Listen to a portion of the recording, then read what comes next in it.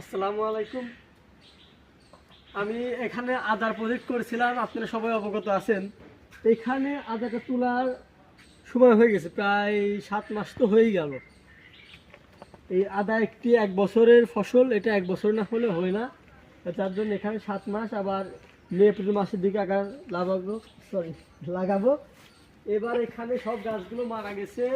যেহেতু এবার আমি প্রথম সবভাবেই পরীক্ষা করে দেখতেছি গাছটা, কিছু গাছ আছে যেগুলো ফুল মারা গেছে, ওগুলো দেখবো কি অবস্থা। আবার কিছু গাছ দেখবো এখনো বেঁচে আছে, ওইগুলোতে কি পরিমাণ আদা হয়েছে, বা ওইটার মধ্যেকার আদা পচে গেছে, যেটা মারা গেছে, বা যেটা ভালো আছে ওইটার মধ্যে আদা ভালো আছে, সেটার একটা পরীক্ষা হয়ে যাবে। এবং এখানে একদম অযত্নে আমি এটাকে বেড়ে উঠাইছি, একদম খরচ সীমিত করেছি। তো এই পরবর্তীবার চেষ্টা করবো আরও উন্নত মানের করা।